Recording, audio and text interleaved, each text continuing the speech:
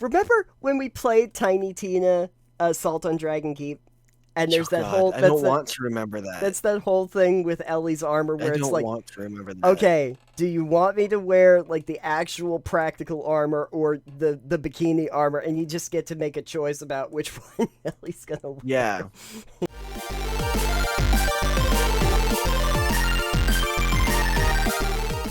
Yes. Next up, we have another top 10 list.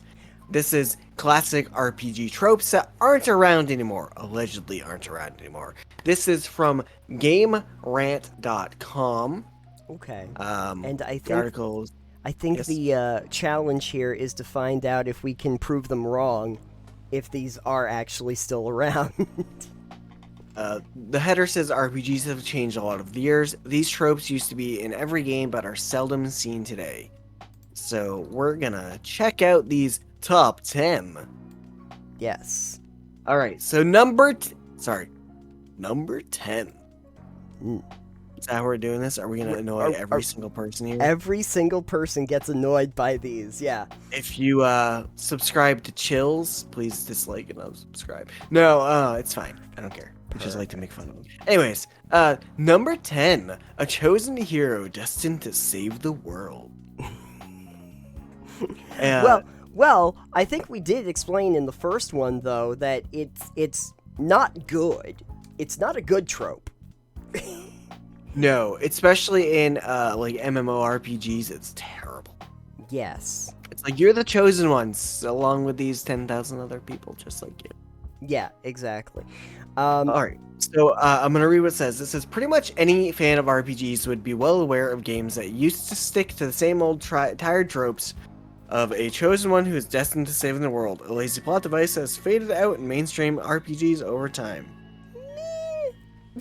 I don't know about that. I mean, I guess that in terms of the player characters, they might still build those archetypes possibly. I think what they might be talking about is like if you're creating a role-playing game, chances are you're very aware of the chosen one archetype and you're not building your storyline around it.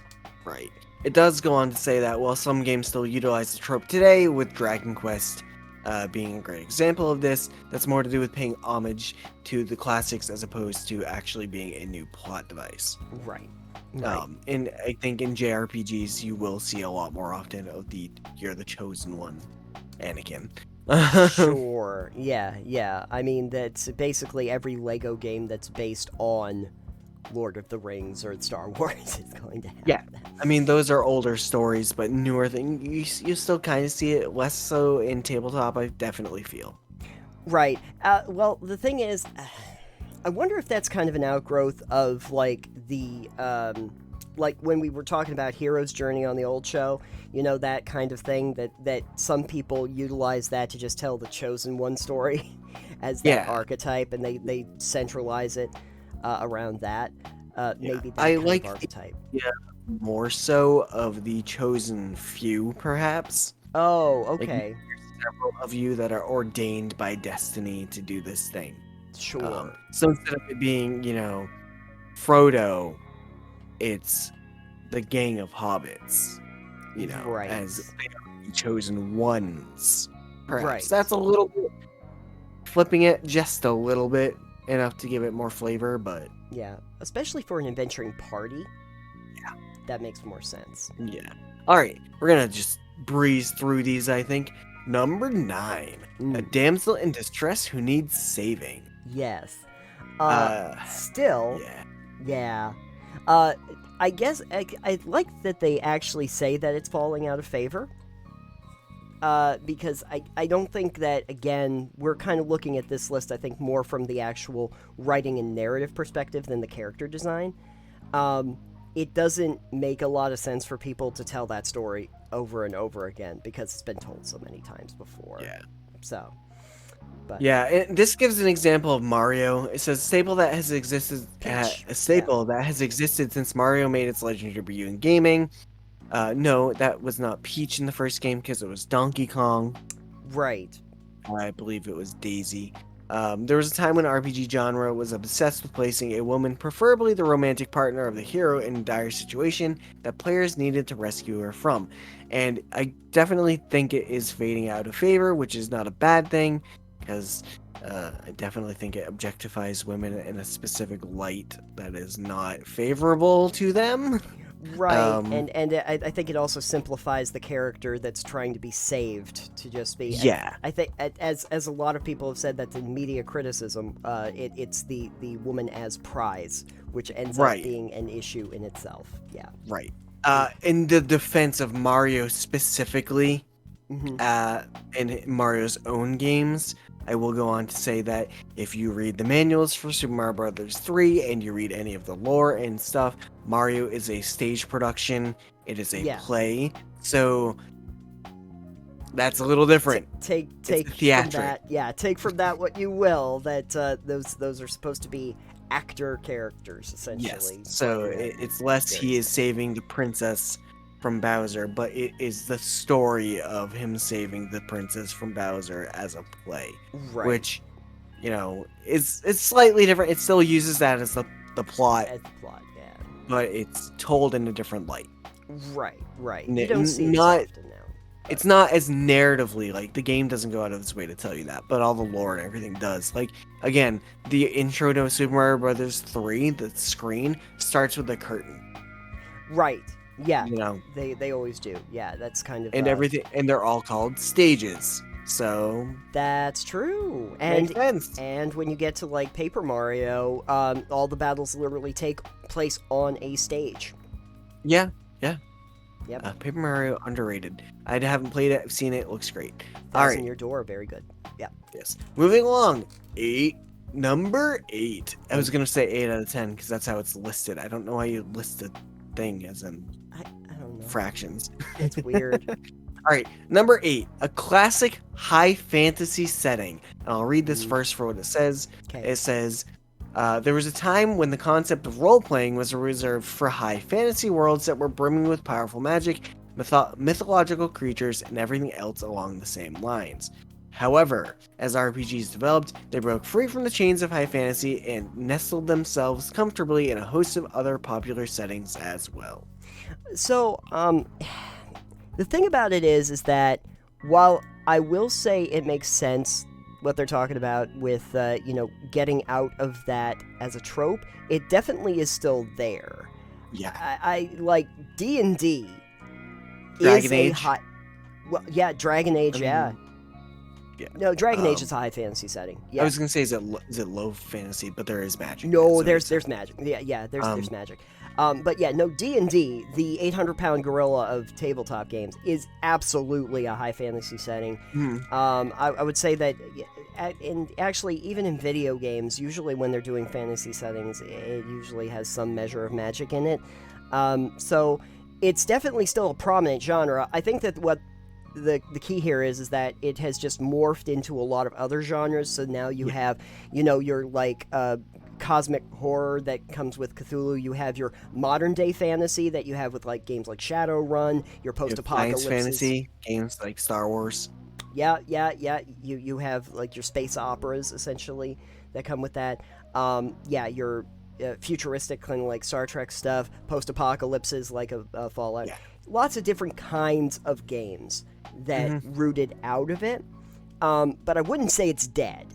No, it's definitely not. Like, again, Elder Scrolls, high fantasy. Oh, 100%. definitely. Yeah, 100% high fantasy. Yeah. So yeah, high fantasy definitely still a huge thing in RPGs, although the other genres of fantasy are really also interesting and definitely glad that we branched out. Yes. Yeah, because we found so many more interesting stories and settings to talk about that are worth exploring. So. All right. Number 7. This one I think you're going to enjoy. A gang of ragtag adventurers being the main cast. Yeah. Says the idea of sitting down and assuming the roles of an unlikely group of adventurers can't read. I'm bad at reading out loud. Anyways, adventurers who fight against a greater evil was something commonly associated with role-playing games that is still present in modern times, albeit in more muted context. Sure.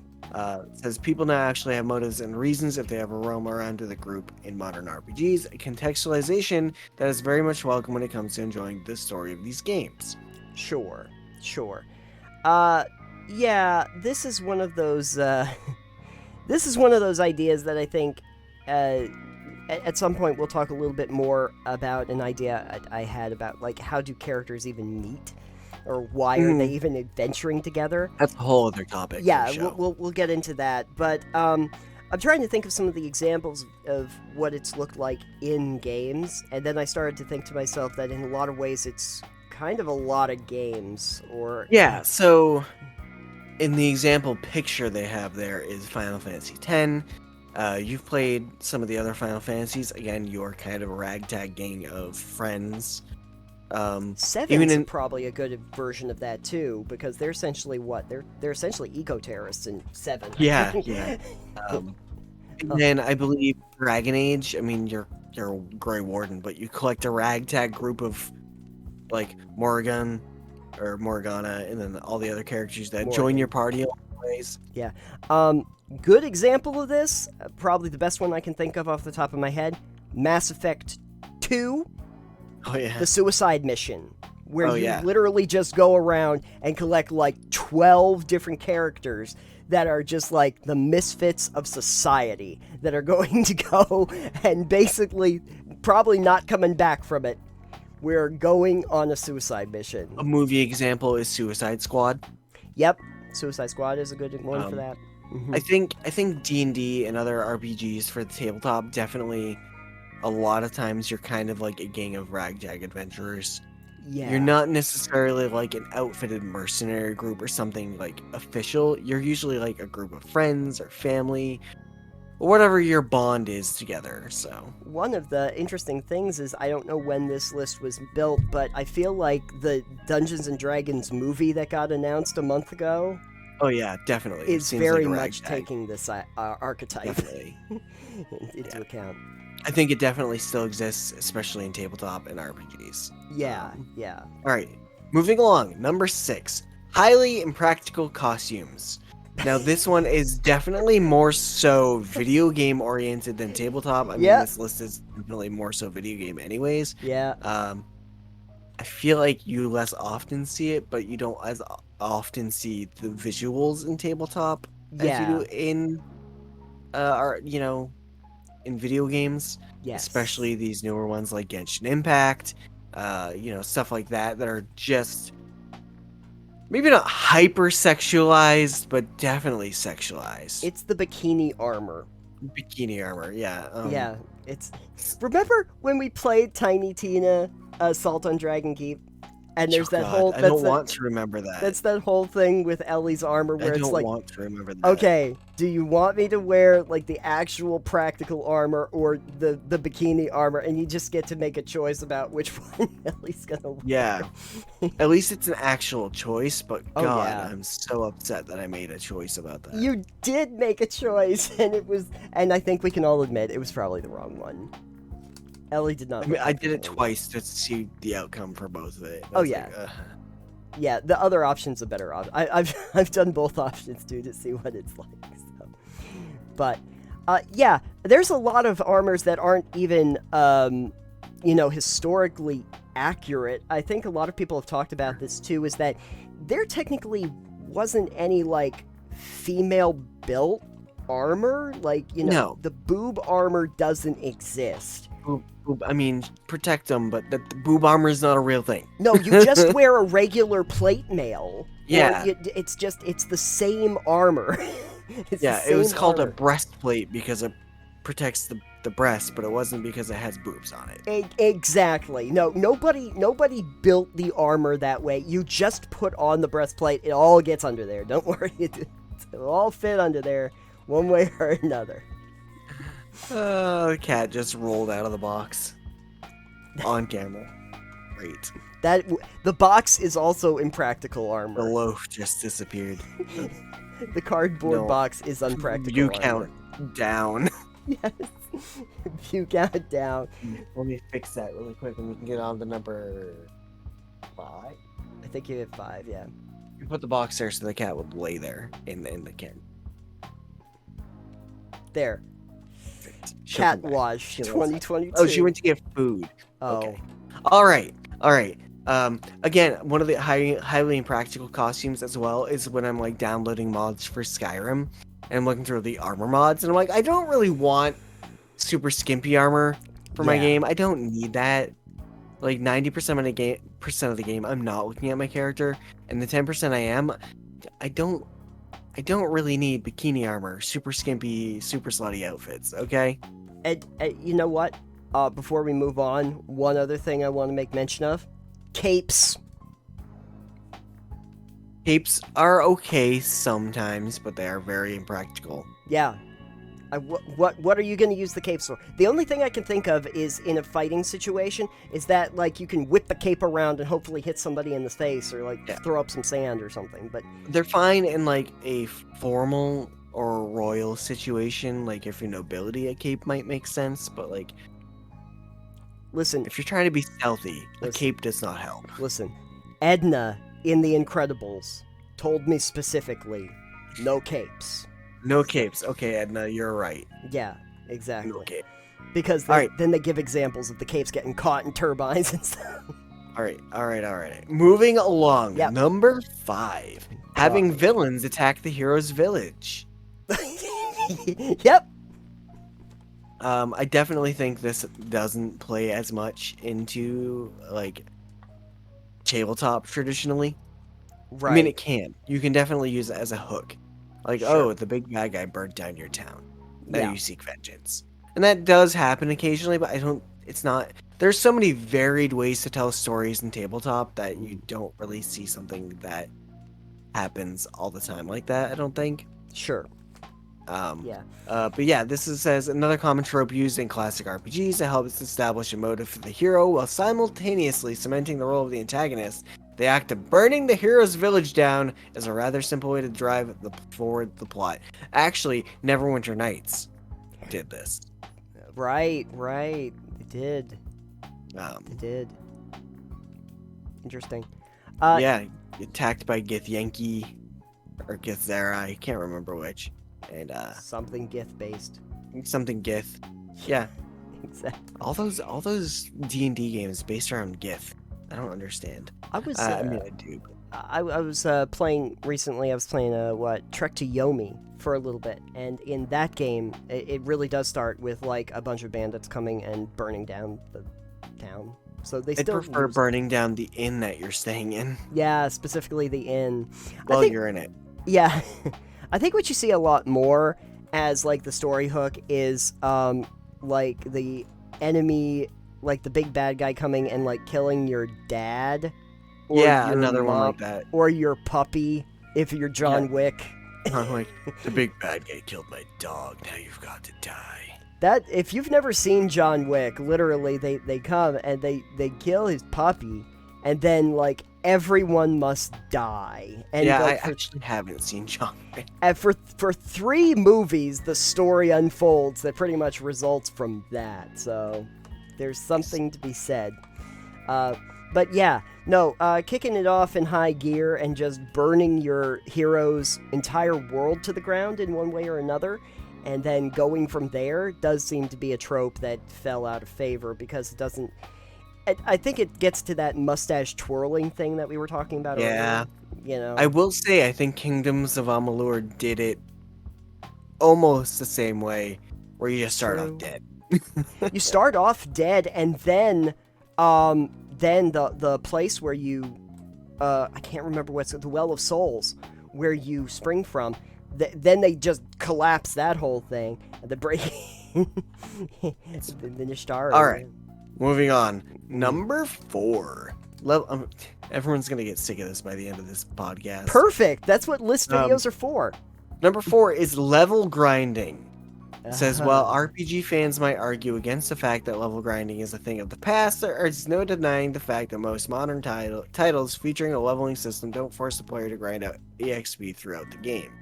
Instead, most games are crafted delicately to ensure that player progression isn't halted because of something as mundane as being at a lower level. We did an entire segment about leveling at a brisk pace. On the last Go check episode. that out for our thoughts on that.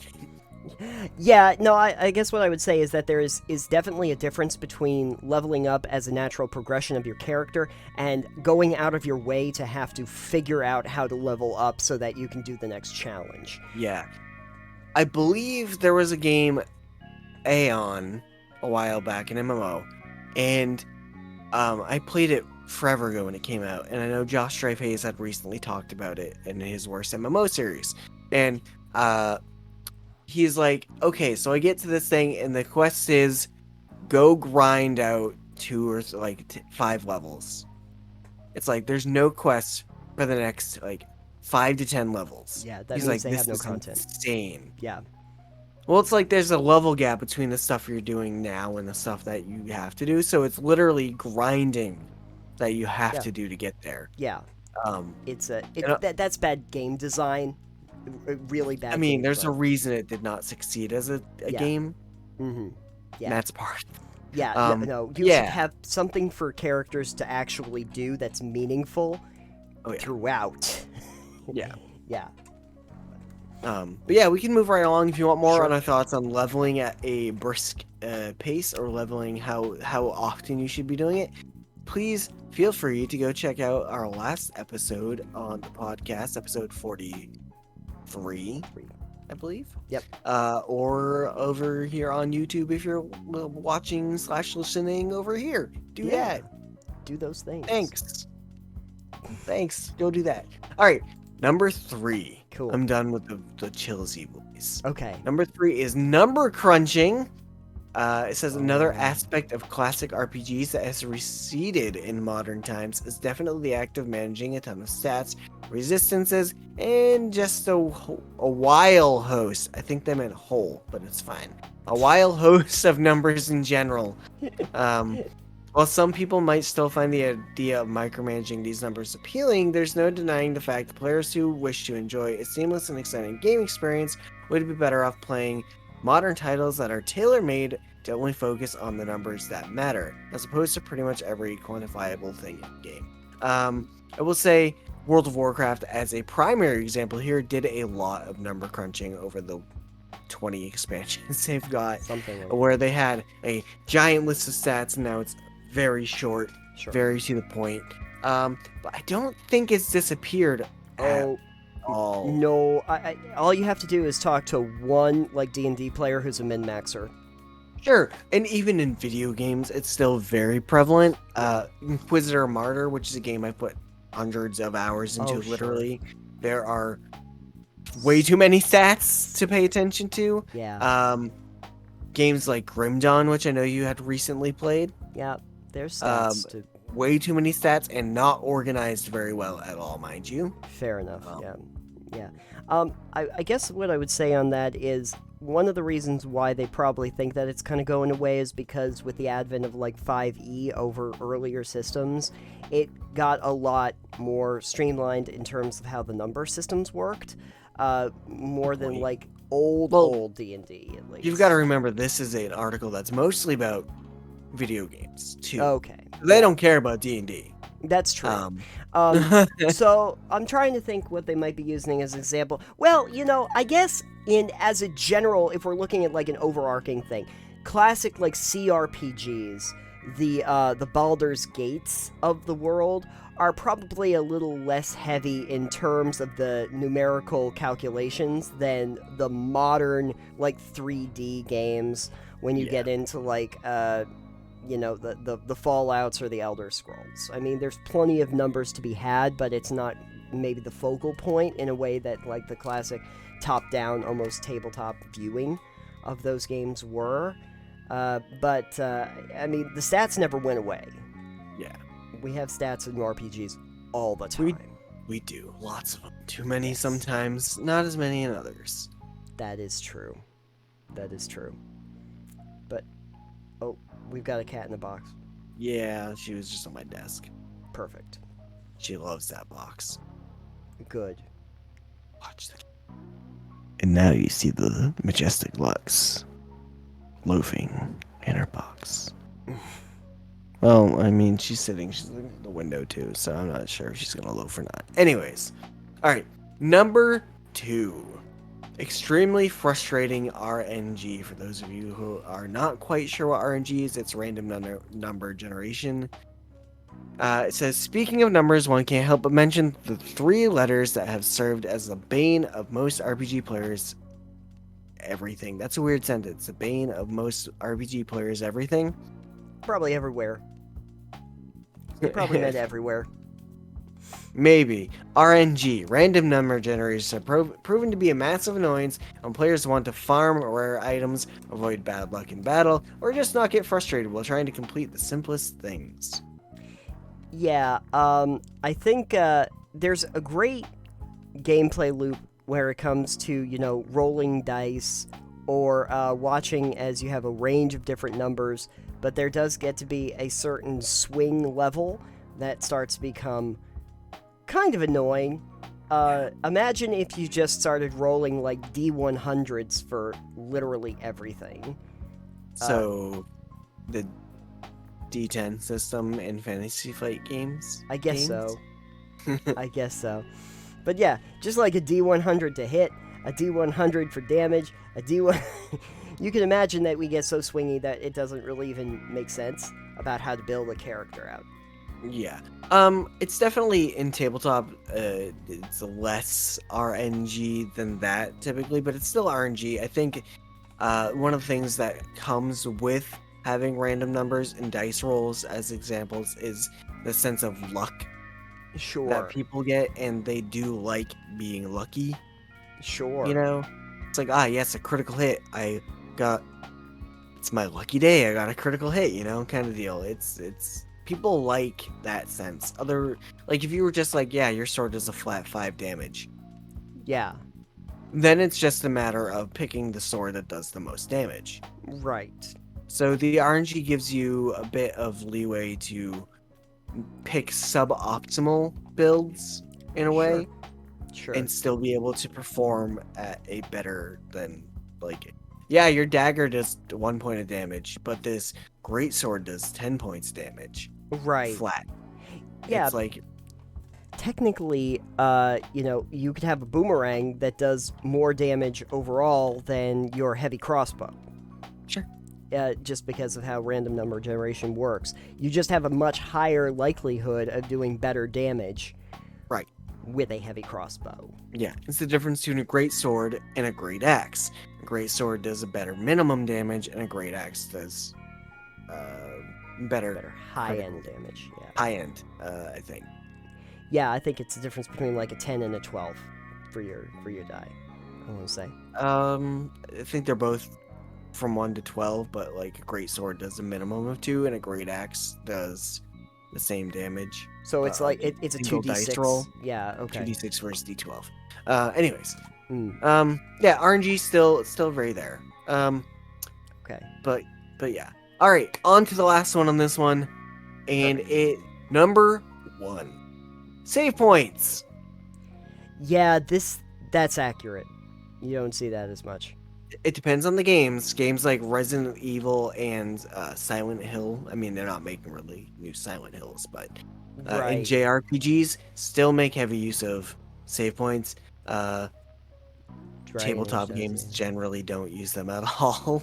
That'd be a weird thing to implement. Yeah, and I think that it's used now more because it has a design or aesthetic purpose to it, where, especially like with Resident Evil, they want to make those save locations so that you utilize them as safety points in the game because of the design of that game. You're right. It's a design element as much as it is like a feature. Right. An example of where they got rid of this was actually in the Splinter Cell games. The first couple Splinter Cells did have checkpoints where you could save the game, and then at a certain point they got rid of that and they allowed you to save whenever you wanted to. And I think that the reason why was they realized that for a stealth action game, people might want to decide when they saved for a place where it made sense for them, because stealth action can be very tentative. Like it was better for the actual player to decide, is this a good place for me to save before I go and do something crazy? In the early games, there were long sequences. I remember the Chinese embassy mission that always drove me nuts. That there's like this huge sequence where you're going through an entire room up through upper levels and trying to like stealth your way through it, going down, figuring out the keypad, getting into the extra room, and literally that entire time, you cannot be seen once, or you fail that in just being seen, just being noticed, let alone anything else.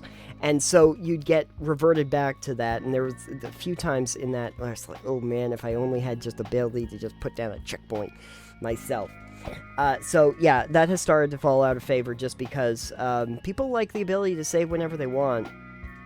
You know, in Kingdoms of Amalur, they tried a system that I still don't like, where they're like, you can save whenever you want, but you have to drink this savior schnapps when you decide you want to do a save point. And so you can craft it or buy savior schnapps so that you can throw down a checkpoint. In Kingdoms of Amalur Reckoning? No, Kingdom Come Deliverance. You said Amalur. Sorry, they're so similar in name. They even have the subtitles. I was like, I don't think so. Yeah. They even have subtitles, that's fair. They even have the subtitles. It's Reckoning and then, Deliverance. So, a lot of these still around. A lot of these may not fit with tabletop, like save points. Sure. As much, but in video games, a lot of these still exist for especially certain genres. I think they're super like genre specific for some of them. Couldn't you imagine if there were save points in D&D? Yes, I would use it for time shenanigans. Yeah, just put them in taverns.